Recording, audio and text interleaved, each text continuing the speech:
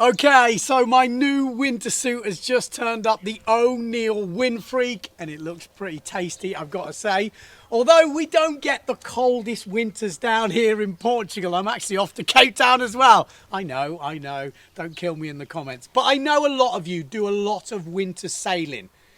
Denmark looks bloody freezing. I mean, the UK where I used to live, cold, but even northern Spain. And I actually just got a video from my mate Justin in northern Spain, and he is using something a little different.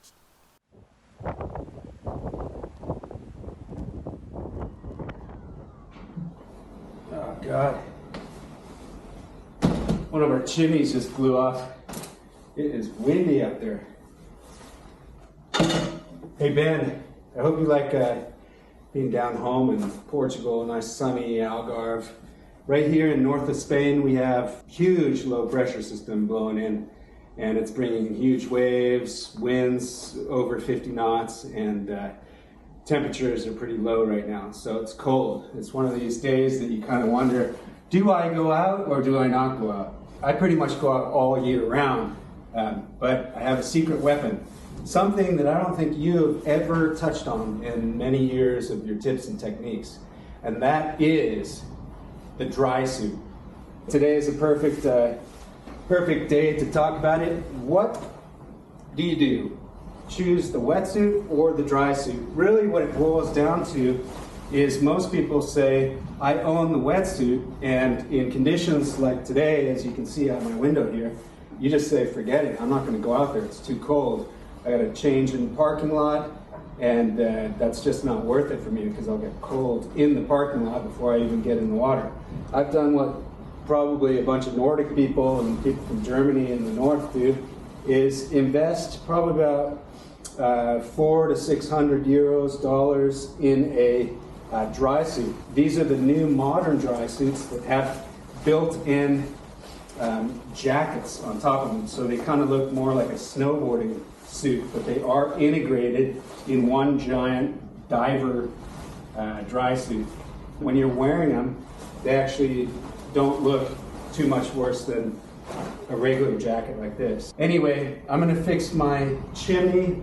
This room is completely smoky because it doesn't have a chimney on it, and then I'm going to go hit it. I'm going to go windsurfing like every day during the wintertime here. This is what I would call Thomas Traversa weather. Huge waves, lots of wind, basically totally out of control conditions. He's probably right now at one of his secret spots, only an hour or two away from here. So I'm sure Thomas Traversa isn't using a Drysuit when he's catching giant waves. It would be a safety issue if his suit were to rip open, or just simply the seams couldn't hold the pressure of the whitewash exploding on him. So if you're in the water a lot, I would not use a Drysuit, I would use a wetsuit. But for me, being an old guy, I'm going to sail today by myself inside one of the bays around here. For that type of sailing, a Drysuit is fantastic. Super comfortable, and it'll keep you on the water a lot longer than a wetsuit. I think a Drysuit could almost be considered a safety device because it can be both buoyant and warm. And so if you have any problem out in the ocean, you're floating and you can sustain yourself longer, warmer, not getting hypothermia as quickly. It's really up to you how warm you want to be with a Drysuit. You just simply layer more fleece underneath. You probably want to avoid cotton because cotton holds your sweat.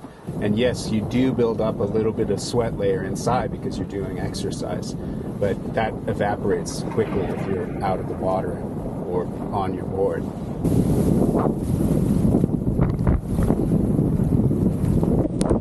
Big lightning and thunder. Get off the water for a little bit. One of the problems with sailing in these conditions is lightning. It's fully cracking down right now. So I've gotten off the water. I already got a message from my wife. I'm gonna wait for it to clear. It looks like it's clearing, and I'm gonna give it another shot. I got my booties on and my harness underneath the jacket, but on the exterior of the wetsuit. That actually breaks my wetsuit into two parts in case one were to fill up with water. But that hasn't happened. This suit's 10 years old. It's got All the seals are like new practically. It's amazing. A thick wetsuit, 5-6 millimeters, is much more restrictive in movement than a dry suit is with a light layer underneath. Another issue I've heard people say is the maintenance of these suits, but I don't even rinse my suit after using it. I just get out of the water, get in my car, I have a seat protector, and I drive home. And then I just hang it, and it's ready for my next session. Once a year, I do spray it with the Scotch Guard.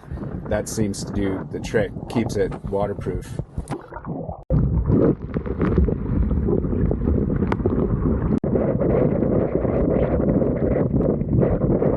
Well, that didn't work out either. The lightning kicked up pretty hard, so I'm off the water. It's done for today. It's just not worth it. Wetsuit, dry suit, doesn't make a difference. Just get off the water if there's lightning. And we'll give it a shot tomorrow. I think I'll be sailing with my two friends, Iker and Eduardo.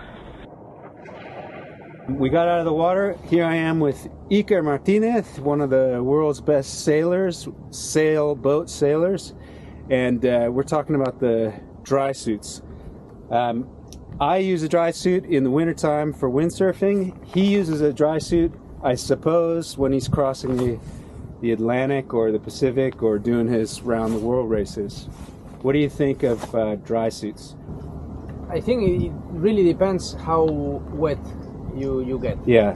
When you go on the big boat, then you cannot use the wetsuit. Yeah. It's impossible. You cannot do it because you get. I mean, you're freezing in like very soon. Like now, myself, I just went out from the water. The water was good, was fine. Because I was moving, and now I started getting cold. Yeah, you were cold today, right? Yeah, yes, it was very cold. With the wetsuit on, these guys were cold. Look at me, nice and warm.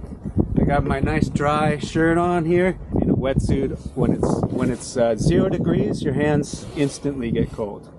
And this makes me feel much better, having blood running through my body. But this is also another extra benefit probably because as soon as you have the wetsuit is pressing a little bit. Yeah. So I don't know, in the Olympic campaign, for example, pretty much no one is using anymore these compressing things on the arms because then you have less power and sometimes you have pain on your on all this area, and so this is not pressing you, so it's a lot more easy for the blood to go through. Yeah. So that's also another benefit. Yeah.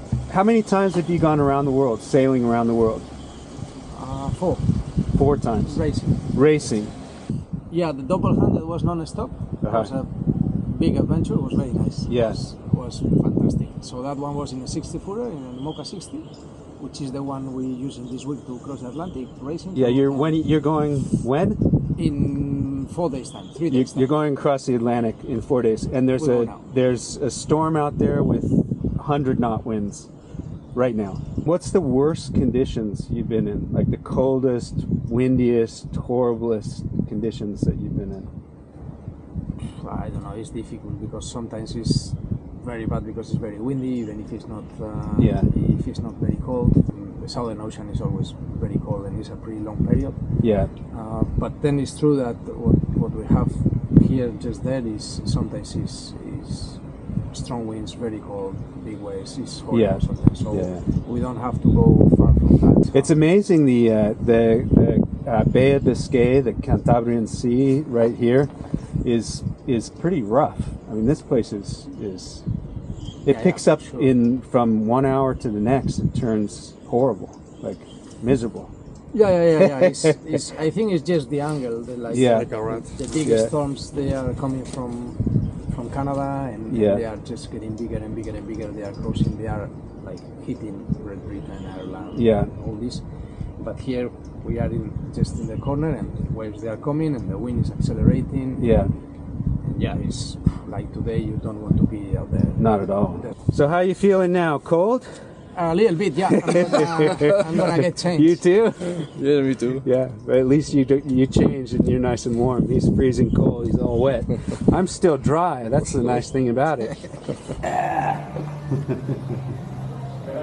These are the coldest days of the year, obviously. It's wetsuits are perfectly fine 95% of the time, but what you do get is those days that are close to 0 degrees, especially with the wind chill. It'll bring it down to close to 0 or even below 0 if you live up north. And a dry suit is just unbeatable. And this is kind of like the après-ski moment, sitting by the fire, enjoying yourself. Anyway, dry suits aren't for everyone, but I think it's one of the best pieces of kit out there. And they seem expensive at first, but if you amortize it over years, this suit is now 10 years old. It's in almost perfect condition, gets about 20 days per year. And I think it's the best investment I've actually spent my money on, honestly. It's one of the things that I get 20 more days than the most people do who are in wetsuits. So averages out to maybe $2 a day, €2 a day. Not a big deal. Anyway, Ben, what do you think? Maybe you ask the viewers what they think. If there's anyone from way up north who uses them, I'm sure there are. Anyway, that's my opinion. Cheers.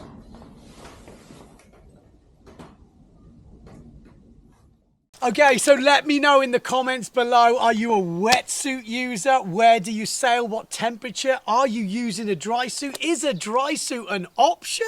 Is it? Well, I want to know in the comments. That's it. See you for the next one.